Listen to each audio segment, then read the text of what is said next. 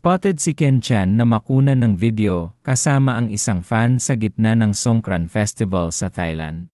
Ito ang unang beses na nakita sa publiko si Ken Chan matapos masangkot ang kanyang pangalan sa issue ng syndicated estafa.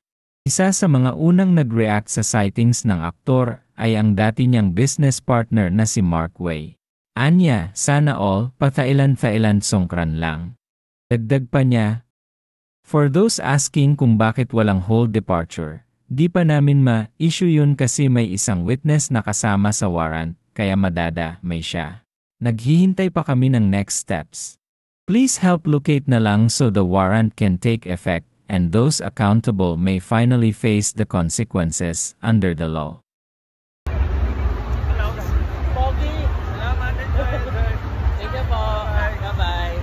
Nagsalita si Ken Chan na tungkol sa kaso noong nakaraang taon ng Nobyembre, humihiling ng oras si Ken para ilahad ang kanyang panig.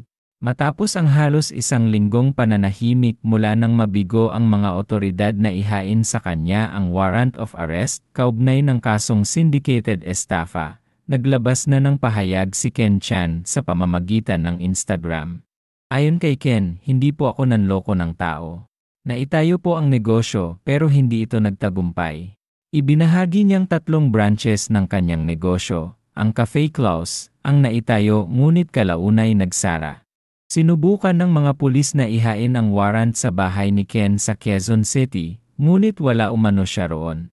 Ayon sa mga abogado ng complainant, sina Attorney Joseph Noel Estrada at Attorney Maverick Romero ng Estrada and Aquino Law Office, mayroon umanong 8 akusado, kabilang si Ken, na nahaharap sa kasong syndicated estafa.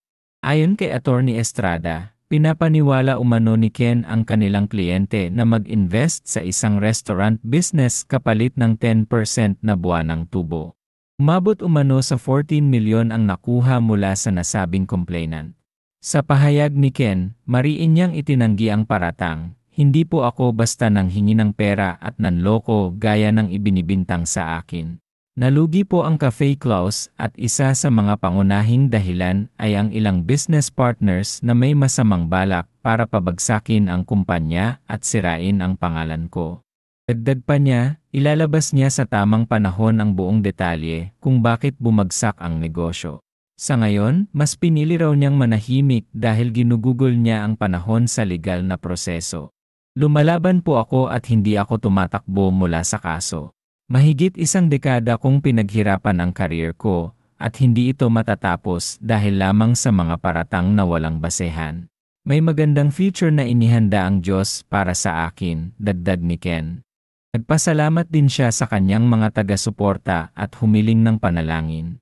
Matatanda ang noong Setyembre pa unang sinubukang ihain ang warrant of arrest kay Ken, ngunit hindi rin siya nakita sa kanyang tahanan.